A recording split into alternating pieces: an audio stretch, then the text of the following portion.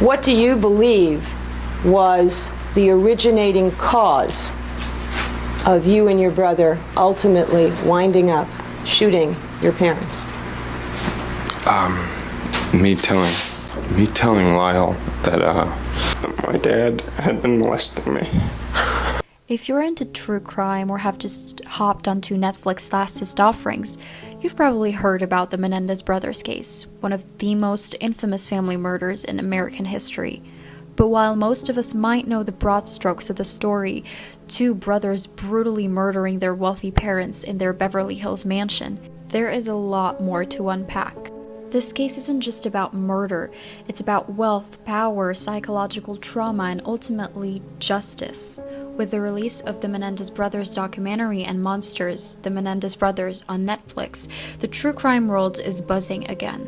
But the way this case has been portrayed over the years, including these new adaptations, is starting heated debates.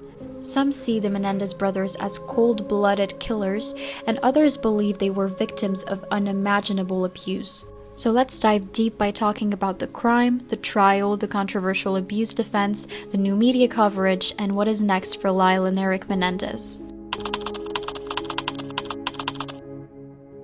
Let's take it back to that fateful night in 1989, August 20th to be exact. Jose and Kitty Menendez were in their living room watching TV after a quiet evening. Suddenly shots rang out. Explosions, really, if you consider the brutal nature of the weapon used. Jose was killed instantly with a shot in the back of the head, while Kitty was shot multiple times, initially attempting to crawl away before the brothers finished her off. And this wasn't a quick, clean execution, it was more savage, merciless. The shooters, Lyle and Erik Menendez, Jose and Kitty's own sons, who were just 21 and 18 at the time. Now here's where things get seriously crazy and messed up. After the murders, Lyle and Erik didn't flee, didn't lay low. Instead, they went on with their lives, spending hundreds of thousands of dollars on cars, watches, trips to the Caribbean, shopping sprees, and even investments in a new restaurant. The brothers tried to cover their tracks by claiming it was a mafia hit, but obviously their extravagant spending habits started raising serious suspicion. Then came the crack in their perfect alibi. Erik broke down during a therapy session and confessed everything to his psychologist, Dr. Jerome Oziel. It was Oziel's girlfriend who eventually reported the confession to the police, leading to their arrest in 1990. This is where things take a turn. Once the trial began, the defense came forward with something no one expected. The brothers claimed they murdered their parents out of fear, not greed. They alleged that Jose Menendez had sexually abused them for years and that Kitty was complicit by turning a blind eye. Lyle, the older brother, claimed the abuse began when he was just 6 years old and that Jose had molested Erik from an even younger age. Erik testified in court, "I killed my father, but I loved my father and I wanted to stop the abuse." Their defense was that they lived in constant terror and that the murders were an act of self-defense, essentially a way to escape the cycle of abuse. It was for sure a bombshell revelation, but not everyone bought it. The prosecution argued that the brothers were simply greedy. After all, Jose Menendez was a powerful, wealthy entertainment executive. His net worth was estimated at $14 million at the time, and the prosecution made a strong case that Lyle and Erik had grown frustrated with their parents' control over their lives and trust funds. They wanted their inheritance, and murder was their way to get it. At least that's what most people thought at the time. The trial quickly became a media circus. This was one of the first trials in America to be televised gavel to gavel, and the public was obsessed. The brothers were portrayed by the media as rich, spoiled, and cold-hearted, especially since the trial aired during the height of the tabloid frenzy of the 90s. One major point of controversy was how the abuse allegations were received. Some jurors and members of the public were sympathetic to the brothers' claims, while others believed it was a manipulative ploy to evade responsibility. The first trial ended in a mistrial because the jury couldn't agree on whether it was a first-degree murder or second-degree murder. In the second trial, however, the judge ruled that much of the abuse testimony was irrelevant and couldn't be presented in the same way. the jury found Lyle and Erik guilty of first-degree murder, and in 1996, they were sentenced to life in prison without the possibility of parole.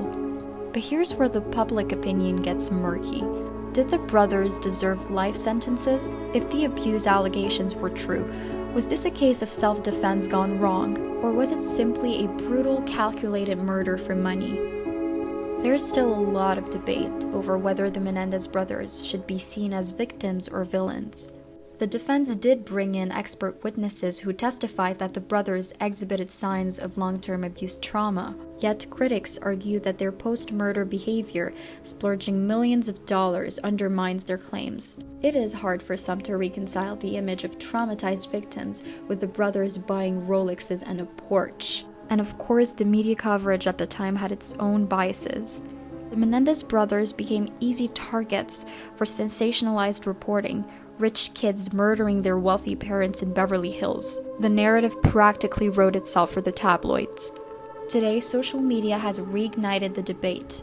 TikTok and Reddit are filled with discussions about whether the abuse defense was valid or if the brothers should be considered sociopaths. Many are revisiting the case, wondering whether the Menendez brothers received a fair trial, especially considering how the judge restricted much of the abuse testimony in the second trial. Enter Netflix, because of course nothing stays buried for long in the world of true crime. First, we had the Menendez Murders documentary, which re-examines the case in greater depth. The documentary takes a more sympathetic view toward the brothers, diving into the allegations of abuse and how trauma may have played a role in the murders. It's prompted many viewers to reconsider the brothers' motives. Were they really just two spoiled kids looking for an inheritance, or were they pushed to their breaking point? Then came Netflix's Monster series, starring Nicholas Alexander Chavez and Cooper Koch as Lyle and Erik. The show, which dramatizes the Menendez case, has been both praised and criticized. On one hand, it captures the intensity of the case, bringing the courtroom drama and family dysfunction to life. On the other hand, some critics argue that it glamorizes the brothers too much, turning them into tragic anti-heroes instead of focusing on the brutal reality of the crime. Many are questioning whether the resurgence of media attention is appropriate. Are we simply capitalizing on the death of two people? Or is this an important re-examination of how the justice system handles cases of alleged abuse? But here's where things get even more interesting.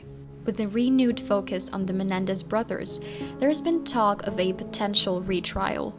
In fact, as of now, a retrial is being considered for May this year. The brothers' legal team is pushing for a re-examination of the case, especially in the light of modern understandings of trauma and abuse. If the retrial happens, this could be a defining moment for true crime history. Could Lyle and Erik Menendez walk free after more than 3 decades behind the bars? With the potential for a retrial, it looks like the Menendez brothers' story isn't over yet. It's been nearly 35 years since that night in Beverly Hills, and we're still asking what really happened. But most importantly, was justice truly served?